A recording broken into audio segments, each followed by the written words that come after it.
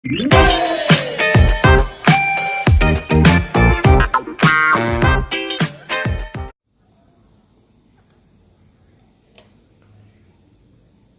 dapat menyelesaikan pekerjaan bisnis dalam waktu 7 hari, sedangkan si B dapat menyelesaikan pekerjaan bisnis dalam waktu 5 hari. Jika mereka bekerja bersama-sama, pekerjaan bisnis akan selesai dalam waktu.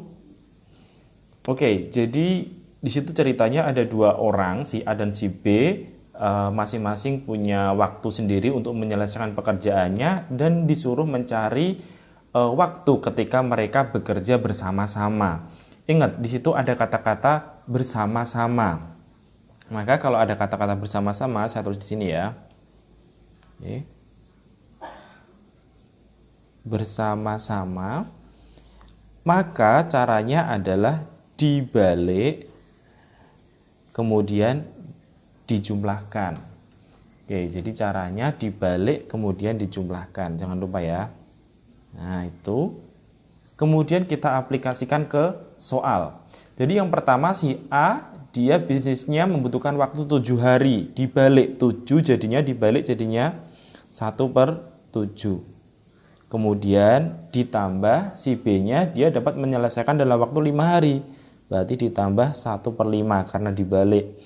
Nah, kemudian ini penjumlahan bilangan pecahan. Kalau bilangan pecahan dijumlahkan, berarti kita samakan penyebutnya. 7 dengan 5, berarti penyebutnya 35 ya. Saya rasa kalian sudah tidak kesulitan untuk menyamakan penyebut.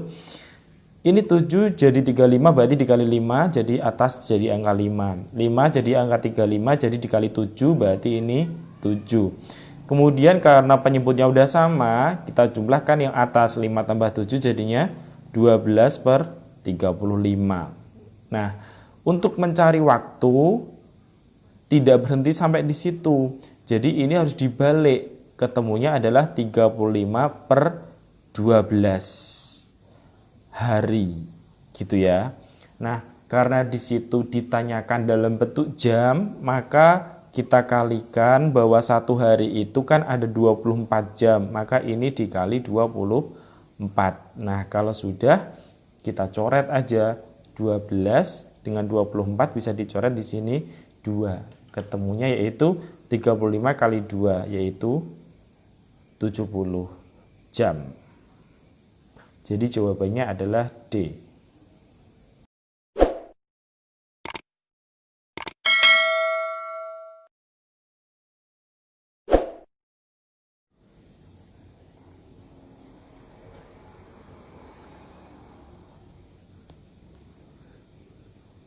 Suatu perusahaan melakukan efisiensi.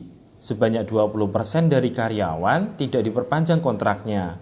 Dan untuk merangsang kegiatan kerja bagi karyawan yang diperpanjang kontraknya dinaikkan 10%.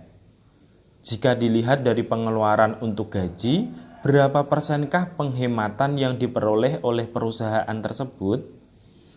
Baik teman-teman, yang pertama di situ diketahui bahwa karyawannya ada yang tidak diperpanjang kontraknya. Jadi kita hitung yang pertama adalah sisa karyawannya gitu ya.